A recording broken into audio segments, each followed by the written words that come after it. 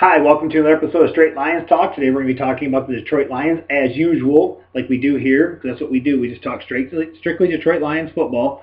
Today we're bringing you an extra show this week just for the fact that there's so much going on with the Lions that we couldn't get it all into one show. So the show we try to keep our shows between 20 minutes and a half hour. I'd like to be around 20 minutes because it's easier for you guys to watch a show for 20 minutes than it is for an hour, something like that. I understand people are busy. No one wants to sit down for an hour and watch a show.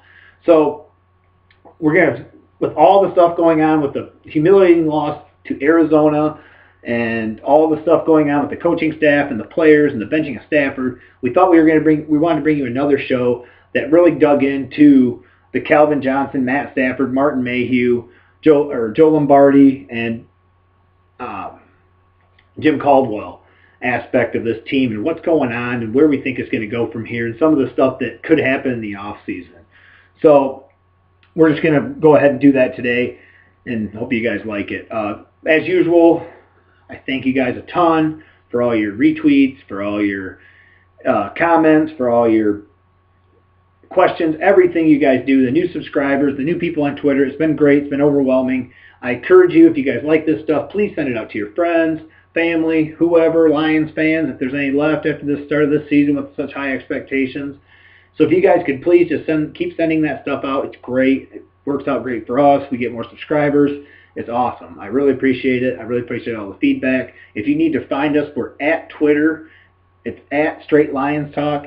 It's STR Lions Talk. That's where you can find us on Twitter. And we're also on YouTube channel, Straight Lions Talk. Same thing, STR Lions Talk. If you guys want to find us, that's where we're at. There's been some debate on what the Lions should do this offseason.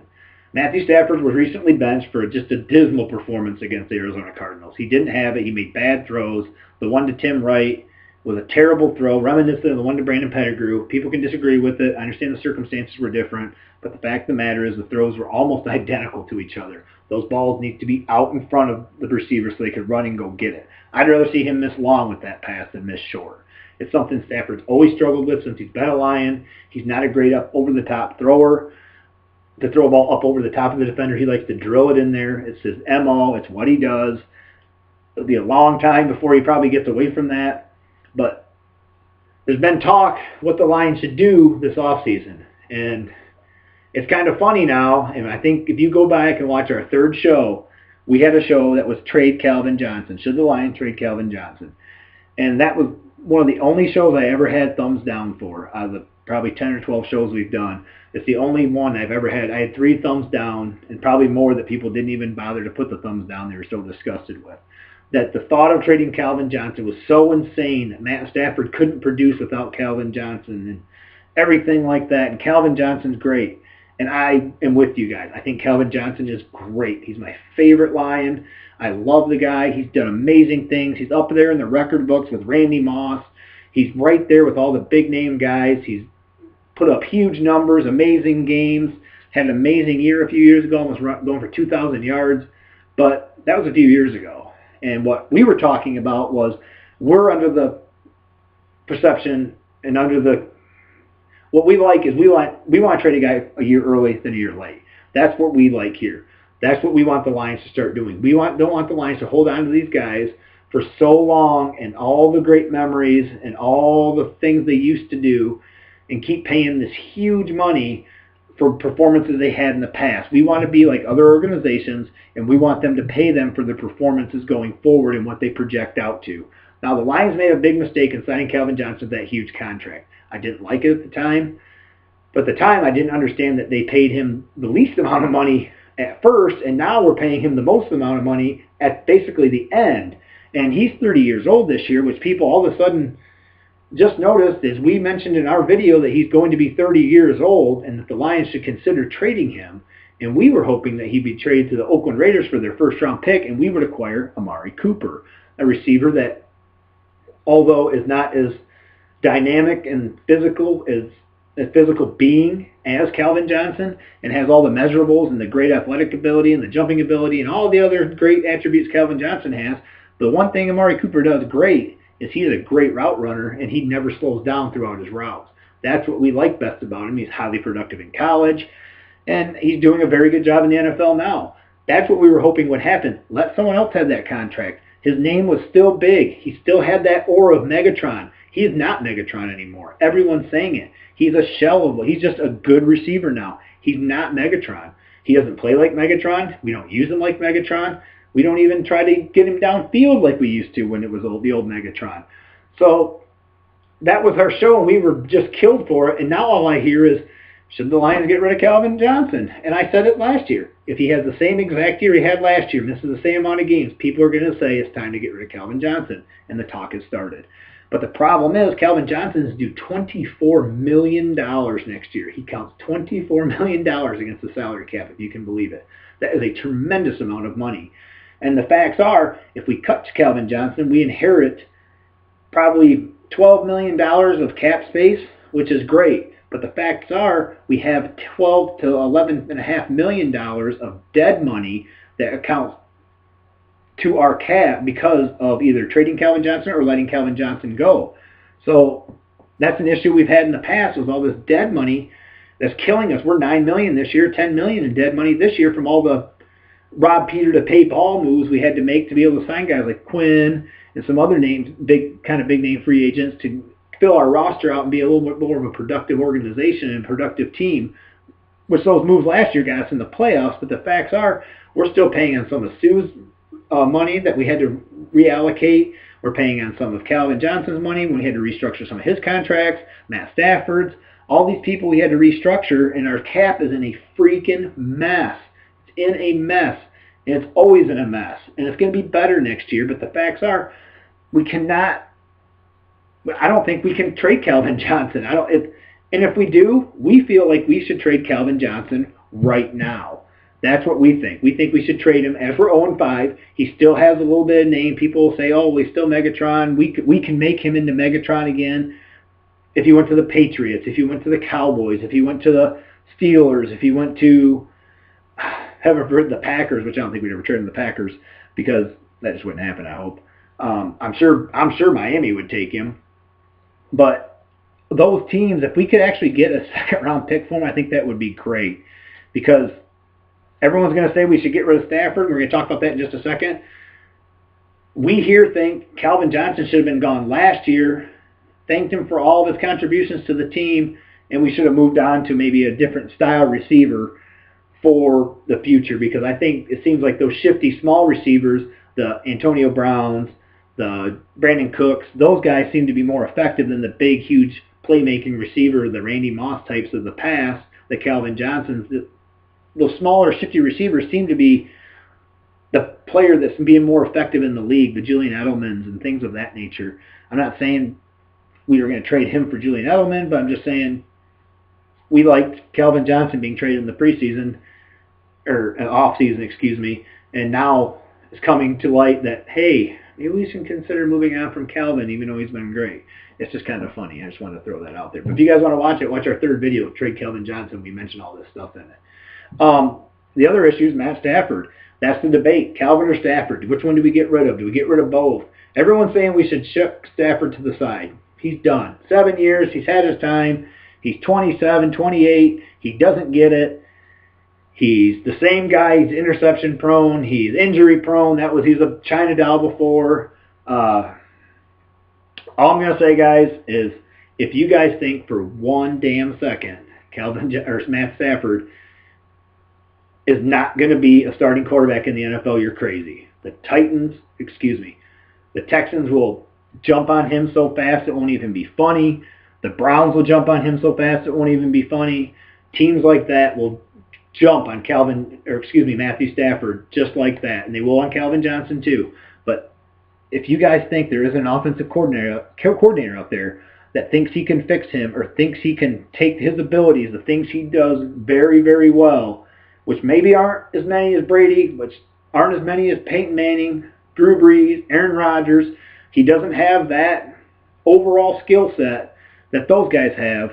But if you don't think he's an offensive coordinator is cocky or arrogant enough in this league to think they can take Matthew Stafford and make him what the Lions couldn't, you are crazy. How would you like to see him in a Bears uniform next year and just kill us for the next 6-7 years under a different offensive coordinator that takes his skill set and takes all those pieces and all the things he does great and puts it into a little offensive system and just makes him into a freaking megastar, a top 10 quarterback. If you don't think there's an OC out there that thinks that can happen, you're crazy. And the facts are, unless you have a surefire, can't-miss quarterback, and Andrew Luck, I know everyone has Connor Cook going high, that Goff from California. I haven't seen the Jared Goff from California play very much, I'll admit, because those games are on late. Don't really get into a lot of California football right now. I was going to wait a few games to really look at some tape. And Connor Cook, I was probably going to say this in my draft show, there's some things I like about Connor Cook, but there's things I don't like about Connor Cook, and I don't know if he's the surefire answer for the Lions. And that's what we're talking about. You have to be 110% sure if you move on from Stafford that the next quarterback you bring in is going to hit. He's going to do it. He's going to be as good as Stafford or better. You're hoping better because that's the whole point of getting rid of Stafford. But I don't know as if you can do that because, again, he's due $17 million next year, 17.5 I believe, and it counts $11 million against the cap if we trade or cut him. So all the money's right there in those two guys, and they got us by the short hairs, and I don't know if we're going to have the ability or the resources to have $20 million in dead money against your cap. I mean, Stafford's got a couple years left on his contract. I think we're stuck with him. So all this talk, we need to trade Stafford, we need to get rid of him, it's probably not going to happen. And what I mean by that is for everyone that wants to get rid of Stafford and ship him down the road, do you really want to hitch your wagon to a new quarterback with Jim Caldwell and Joe Lombardi coaching him? I don't. We've turned Matt Stafford into Alex Smith. He's not even productive. He doesn't throw the ball downfield. We're the last in the league. Our leading game this year downfield is 40 yards. And you know who caught that ball? The person we dogged the most on this show, Corey freaking Fuller, caught a 40-yard pass last week against the Arizona Cardinals. And that was the longest game from scrimmage on a pass play all year. It wasn't Calvin Johnson. It wasn't Golden Tate. It was freaking Corey Fuller on that play. Can you believe it? We've turned Matthew Stafford into Alex Smith with all the checkdowns. Obviously, this offense doesn't work for him. So you guys really want to draft Connor Cook, Jared Goff, or go out to what we used to do, free agency, maybe get Matt Castle if he has a great couple, 3, 4, 5 weeks here with the Cowboys, or Michael Vick, or some of those other pedestrian quarterbacks we used to pick up in the preseason, and you guys want to roll with them with frickin' Jim Caldwell and Joe Lombardi as your coach and OC. That's who we're gonna do that with. Or is it gonna be a total clean house? We're gonna come in, fire the whole front office, get rid of Martin Mayhew, get rid of Jim Caldwell, get rid of Joe Lombardi, get rid of Matt Stafford, maybe keep Calvin Johnson because I don't think you can absorb that much dead money, and then bring in a whole new front office, a whole new coaching staff, and a new quarterback. I don't know. I would be more under the idea to keep Stafford, to bring in, get a smart general manager, get the head of scouting for the Green Bay Packers, the head of scouting for the Steelers, the head of scouting for whatever other successful organization there is in the NFL, for whatever that team is, the Patriots, whoever it is, the Patriots actually do a terrible job drafting, but they do a great job of finding guys and plugging them into their system and making the system work for them. Bright idea. My Lions will copy that. So getting rid of Stafford, you have to hit. If you don't, we're 5 years bad. If you draft Connor Cook and he turns out to be a bust, that's 5 years we'll be stuck with Connor Cook. Then what are we going to be? The Redskins. Bouncing quarterbacks all around. Because Matt Stafford probably would be a Redskin next year if he was let go by the Lions or if someone wanted to trade for him. I'm sure Dan Snyder would jump on him. He'd be Jay Gruden's new boy. Maybe Jay Gruden turns him around. Maybe Jay Gruden finds some things or attributes he likes about Matt Stafford. I don't know. So careful what you wish for is all I'm saying. I've said it before. I'm kind of a Stafford homer. I don't know why I like the guy. Maybe because he's the most successful quarterback the Lions have ever had. And he's the best quarterback by far the Lions have ever had. Maybe that's why. And, I mean, I love Calvin Johnson, but the facts are Matt Stafford's going to win you more games than Calvin Johnson's going to. And at this point, Matt Stafford's not. He's playing terrible. He's regressed in the system. And we're going to move on to the next person we think may be responsible for this. And it's probably someone you don't think about, but we think it's maybe Jim Caldwell. He was come in to take Matt Stafford and make him into this Peyton Manning-esque quarterback, maybe not quite to that standard, but the facts were Jim Caldwell was known for turning Joe Flacco around, turned him into a Super Bowl winning quarterback. He supposedly had so much to do with Peyton Manning's success and growth as a pro, and Peyton Manning raved about him. Tony Dungy called the lines 46 times that we should hire Jim Caldwell, so we did. But I don't understand how Jim Caldwell benches Matthew Stafford in that game with 8 minutes to go. Gives him a warning at halftime. You throw another pick, you're out. So he throws a pick on a ball Calvin Johnson should have came back for. But he doesn't bench other players. He doesn't bench Stephen Tulloch. He doesn't bench Darius Slay. He doesn't bench James Ahedebone. He doesn't bench any of those other guys that are playing bad, not doing what they're supposed to be doing, giving up big plays. He doesn't bench any of the offensive linemen when Lucas is playing terrible. He just keeps letting him play. And he hasn't done anything with his coaching staff. So right now, Jim Caldwell's job is on the line, and he is backing his offensive coordinator, Joe Lombardi, who's had an ineffective offense for the last year and a half. That's his guy. He will not move him up to the box. He won't demand he goes up to the box. He won't even try anything to change anything up to see if anything will happen. It's been almost a year and 5 games. It's been 22 games that Joe Lombardi's been our coach, counting the playoff game. We've had a terrible running game. We've ranked last in the league. Our offensive line is terrible from last year to this year. And our offense overall is more predictable than it was last year. And every team says they know what play's coming. But Jim Caldwell says no changes need to be needed at this time to the coaching staff on the offensive side of the ball. Boy, Jim, I can't believe you're backing Joe Lombardi.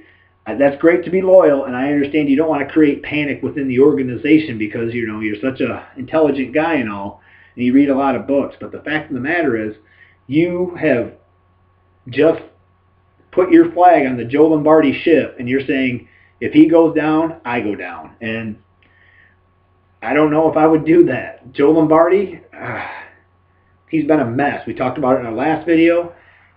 We've named some of the stuff he's done. He's taken some of the players, Calvin Johnson, Golden Tate, who had a highly productive last year in this system and looked like the type of receiver you needed for, like we talked about, a shifty receiver like Golden Tate, Brandon Cooks, Julian Edelman. That's how we thought this kind of NFL is going to, those guys that can get out and run and get those yak yards after the catch. But what has Joe Lombardi done? He's turned Brandon Pettigrew into a 10-catch-a-year guy when he was a 40 to 80-catch-a-year guy. He's made Riley Reef one of the worst offensive linemen in the league. Not saying he was an all-pro, but he was a decent offensive lineman and a capable left tackle in this league. And we've taken Larry Warford and made him look like a bust pick in the 3rd round when he looked like we stole a 3rd-round pick that was going to be that should have been a 1st-round pick. It's just mind-numbing that Jim Caldwell will not do anything about Joe Lombardi. It's fascinating to watch. When teams come out and say they know all of our plays, and Jim Caldwell's only response is, yeah, all the plays are basically the same. Nothing's really that new. Well, they don't know if it's a run play. They know exactly what play we're running. So something should be addressed. I can't believe he's so arrogant in the fact that he will not address the situation or make any changes. And I'm not excited for him to call plays, but anything to shake this situation up because it's not working. Now, Martin Mayhew, I think he's to blame too, because the facts of the matter are, we talked about Martha Ford in our last video. I think Martin Mayhew's kind of running this whole thing, and he's the leader. He hired Jim Caldwell. He should march down to his office and demand something should be done. With the expectations this team had, I was all over this team. I thought this was the deepest Lion team we've ever had. I expected big things. I knew the front half of our schedule was really tough. If we could get through it with a 2-3 or 3-2 record, I thought that would be a win for us. And maybe we could get on a roll and get going as the season went on. I thought we'd compete with the Green Bay Packers for the division. I thought we'd just house Minnesota. I thought we'd house Chicago, and all we have to worry about is Green Bay. Beat them 1 to 2 times and see if we could beat some of the other teams down the road and just see how it worked out at the end. I thought we'd be right there. I thought we'd be right in the playoff hunt. I think everyone else did. I bought in. And Martin Mayhew has, again, put his flag on the Jim Caldwell ship by not going down and demanding Jim Caldwell make changes. That's what frustrates me the most. He needs to go down and demand. That is his job. It's not baseball. This isn't the NBA. There's only 16 games. He hired Jim Caldwell. He is his boss. He has to go down, demand changes be made on the offense.